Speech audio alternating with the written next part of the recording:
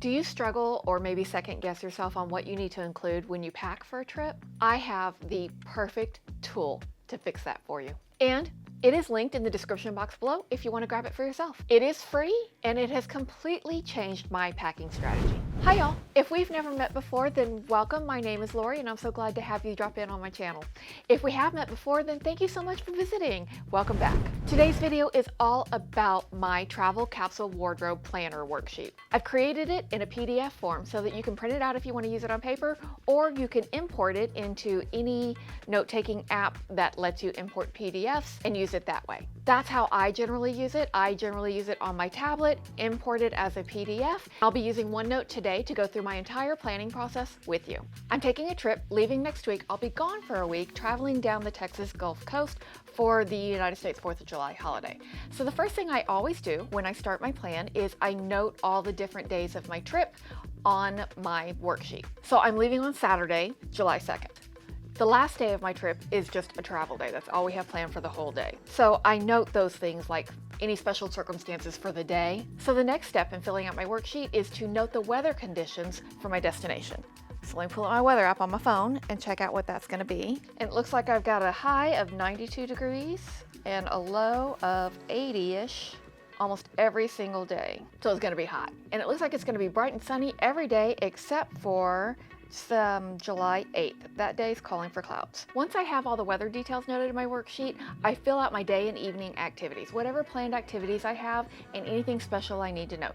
For instance, if I was going to be touring a cathedral, my special note would that I need to have my shoulders and knees covered out of respect for that religious space. But this trip is mostly about family fun. Once I have all of my activities noted, I note my outfit formulas that I want to wear for each activity. So the outfit formula is more like the recipe of the outfit, and then the ingredients are the specific pieces that make up the outfit. I hope that makes sense. If not, drop down into the comments and let me know if you have any questions, or let me know how I could have communicated that a little bit more clearly. I feel like I need some help on that one. For our July 4th family game day, it's going to be hot because we're going to be outside. I'm kind of staging a little family Olympics. It's going to be a lot of fun, but it's going to be warm, so I want to wear something that's pretty lightweight, breathes easily, and I need to keep that in mind.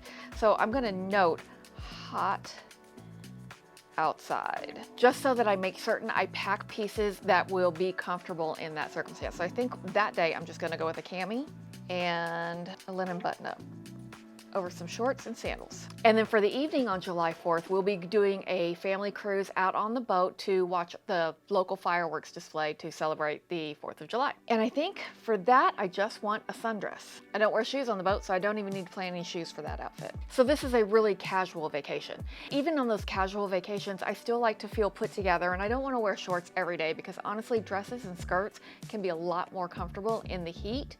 If you know, you know, right? So I'm gonna plan some skirts and dress outfits for some of these days as well.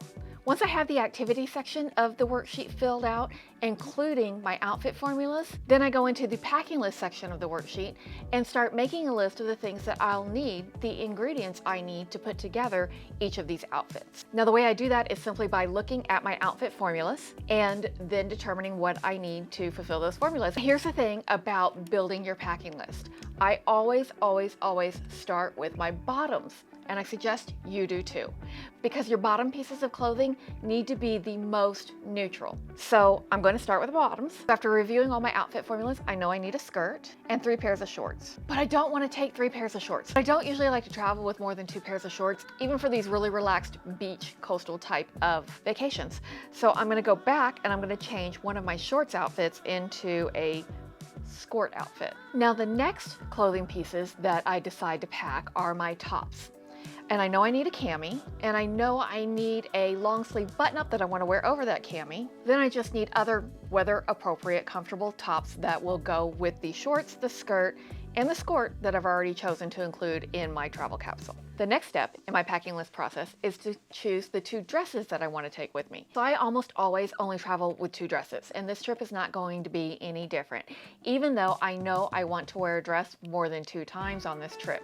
I really don't have a problem re-wearing any of my pieces when I'm traveling, as long as I haven't gotten them all funky or gotten something on them or anything weird like that.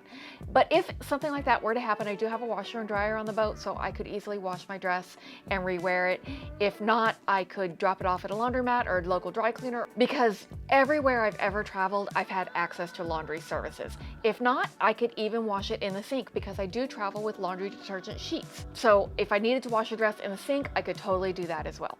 That's why I'm comfortable traveling with only 2 dresses in each of my travel wardrobe capsules, knowing that I'm going to wear a dress more than once on my trip. Next up is shoes, and I've planned to wear sandals just about every single day. I travel with 3 pairs of shoes. I'm going to take a pair of running shoes just in case on that Family Olympics day I decide I want a more sturdy shoe that'll help keep my ankles a little bit more stable, because I did sprain both of my ankles really badly last year and I do not want to re-injure myself. I'm not sure I'm going to wear them, but I'm going to take them. So I'll be taking 2 pairs of sandals, 1 flat pair to wear with shorts and short dresses, and then 1 pair with a little bit of a heel to wear with the longer skirt and the longer dress. And then the running shoes in case I decide I want to go running, which let me tell you, it's not going to happen. I'm not a runner. Now I'm going to choose the 2 layering pieces that I need to take with me. And one of these layering pieces is actually going to be a swimsuit cover-up. It's a layer, right? But the other layer is just going to be a cozy sweater. And as hot as it is outside, when you're out on the boat, either late at night or early in the morning with that Gulf breeze blowing, it can get a little chilly, believe it or not. So I'm just going to take a cozy cardigan. Next, I'm going to list any accessories I want to take with me to complete my outfits. And that's it for the accessories. I don't have a section specifically for swimwear, but I know I'm going to spend several days in swimwear, so I'm just going to note the swimwear that I want to take on my accessories. So I know swimwear is not an accessory, but it fits in the worksheet. I just want to be sure I have it noted so I don't forget it. Now in the practical needs section, that's where I note things like my underwear and sleepwear, and also a leisure outfit. Now, if you're not a YouTuber, you probably don't need this much tech gear on your list. But if you are a YouTuber, this is probably not enough room for all the tech gear you're gonna need to take. If you need a charging cord for your phone, take a charging cord for your phone. If you need a power bank, take a power bank. Those are the 2 things that I traveled with every single time I traveled, even before I started my YouTube channel. Now, my list is a lot longer, obviously. Now for toiletries, in my toiletries section, you could get as specific as you wanted or as generic as you want. How I note my toiletries is by the function of the set. For instance, I'm going to note a skincare set, a hair care set, a makeup set. When I know I'm going to be spending a ton of time in the sun, out in the elements, I take a multitude of different types of sunscreen so that I can make sure I'm always covered. And that'll do it. Once I have my worksheet all filled out, I simply take it to my closet or over to my capsule wardrobe rack. I always start at my capsule wardrobe rack. And I just pull the pieces on my list and check it off as I go. Now, once I have all my pieces pulled, I just pack everything up. If I've printed a paper copy of my worksheet, I put it in the suitcase along with everything I've packed. But I generally don't print them. I almost always work from digital copies, and that's one of the reasons I love OneNote so much, is because it's available on my computer, it syncs to my tablet, it even syncs to my phone. That way, if I'm out on my trip and I'm wondering what did I plan to wear for whatever event I'm getting ready to attend, I can just go to my phone and look, oh yeah, I wanted to wear a dress and sandals. I can grab my dress and sandals and move on about my business. This exact planning process is the key that made it possible for me to transition from my former overpacking self to an almost exclusively carry-on only traveler. Please do feel free to grab a copy for yourself if it's something you think might help you too. It is linked in the description box, and I'll also pin it in the first comment right below this video so you can find it easy enough. I will also link to OneNote because that's the app that I've been using and that you've been seeing here today.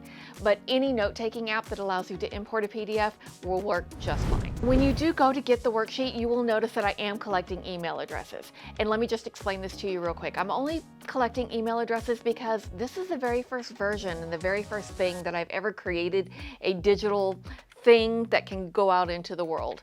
And I feel like this worksheet, this travel wardrobe capsule planner worksheet, is going to evolve over time. Y'all are going to tell me what you like. Y'all are going to tell me what you don't. And you probably have some great ideas I just haven't even thought of yet. As that happens, I will update the worksheet.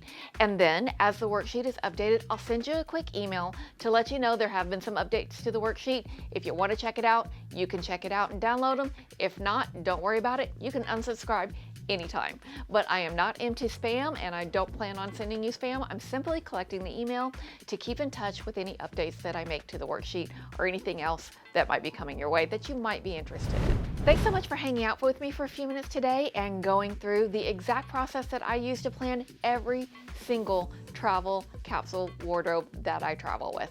I hope you've enjoyed it. I hope you're going to grab a copy of the worksheet for yourself. If you've enjoyed hanging out with me to this point in the video, please do consider subscribing to the channel, but only if you want to. If you want to, I would love to have you as a subscriber, but if you don't want to, no harm, no foul. I don't mind that at all. Come back and visit anytime you like. You have an open invitation. Whether you're subscribed or not subscribed doesn't really matter. I'd love to hang out with you again in this video over here. So until I see you there, bye y'all.